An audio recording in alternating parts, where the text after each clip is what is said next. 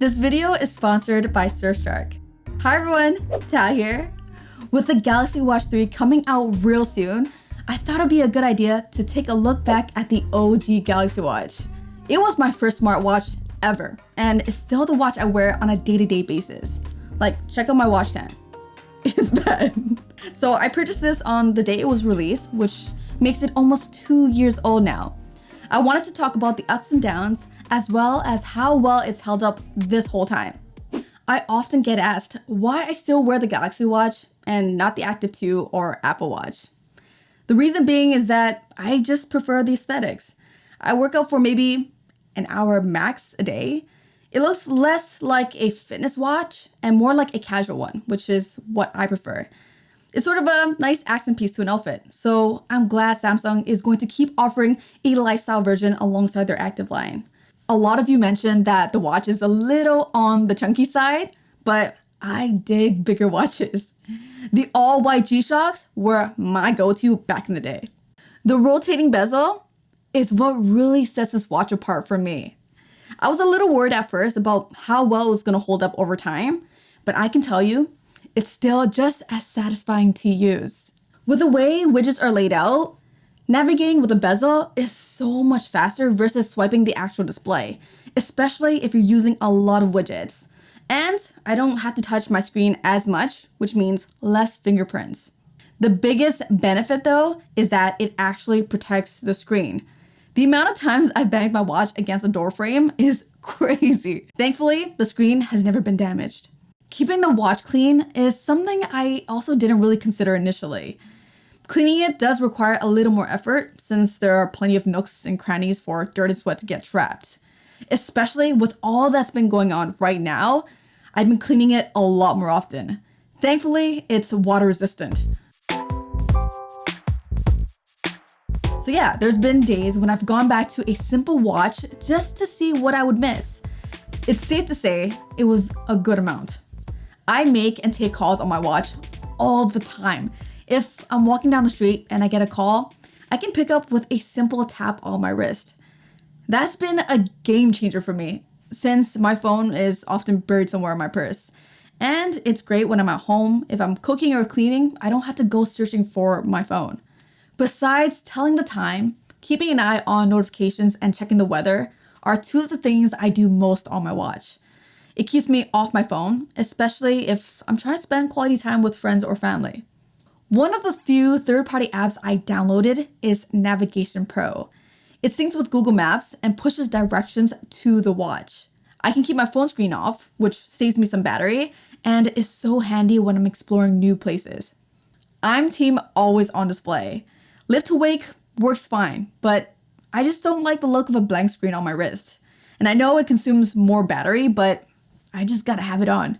One of the main reasons I was drawn to the idea of a smartwatch was for fitness tracking. The Galaxy Watch is capable, but it's never been an amazing fitness tracker. I mean, it still does fine tracking steps and floors, but kind of falls short when it comes to the heart rate sensor.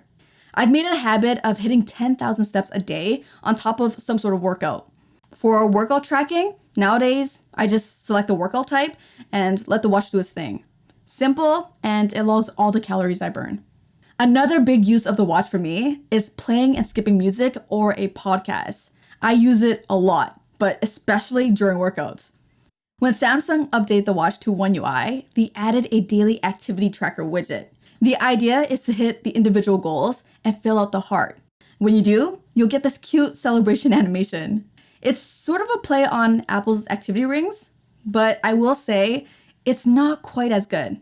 I'll touch on that in a bit. Okay, I hated them at first, but now that we're all stuck at home, I started to appreciate the inactivity reminders. It gets me moving if I've been sitting at the desk for too long. Gotta keep those hips healthy and mobile, you know? Oh, and before I get into some improvements I'd like to see, real quick though, huge shout out to the video sponsor, Surfshark. So Surfshark VPN encrypts the internet traffic sent to and from your devices. This makes sure that no one can see where you are and what you're doing online. Especially relevant for those of you who use unsecure public Wi-Fi. While visiting Japan, I fell in love with several Japanese shows on Netflix, But unfortunately, they weren't available when I got back home. With Surfshark, I've been able to bypass the geo restriction and continue to watch without actually being in Japan. One of my favorite features is that there's no limit to the number of devices you can connect at a time. So with only one account, the whole family can stay secure too.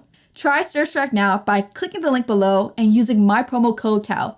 You'll get 85% off and 3 months completely free. The watch is definitely not perfect. Like I mentioned earlier, the heart rate sensor just isn't very reliable. During workouts, it often drops out even if I wear it super tight. It really sucks if you're trying to keep an eye on your heart rate during intense training. So you're probably better off going with a dedicated sports watch if fitness tracking is your jam. Battery life has taken a hit for sure. When it was new, I would get a day and a half to maybe 2 days on a single charge. But nowadays, I'm just getting through maybe a single day before having to throw it on the charger at 10 p.m. When someone asks me what I dislike most about smartwatches, it's gotta be the charging. Something I really love about the Apple Watch is the focus on closing rings, goal streaks, and rewards. It's genius and so addictive. It's like when you were a kid and your teacher gave you a sticker for doing good on a project or assignments. Daily reminders of your current streaks really reinforces that same behavior and keeps you motivated. I wish Samsung Health had more of a focus on that aspect. I mean, they've implemented something similar to Apple's rings on the watch itself, but there's no sign of it anywhere in the health app on the phone. So it all feels kind of disconnected. The app availability after 2 years, honestly, hasn't improved too much. I wouldn't hold your breath either, as I really don't think it's going to change that much. For what it's worth, Samsung does have all the essentials covered, especially if you're pairing it with a Galaxy device, which is obviously the best way to use the watch. At the end of the day, after 2 years, I still think it's a capable smartwatch. The leaked images of the Galaxy Watch 3 look good so far, but a part of me just wants to keep rocking this original one until it dies. I mean, throw on a different watch face, new straps, and bam! It morphs into a totally different watch. Anyways, if you own a Galaxy Watch, how well has it held up for you? And also, drop your favorite watch face in the comment section too. As usual, thank you all so much for watching. Until the next one, I'm out of here.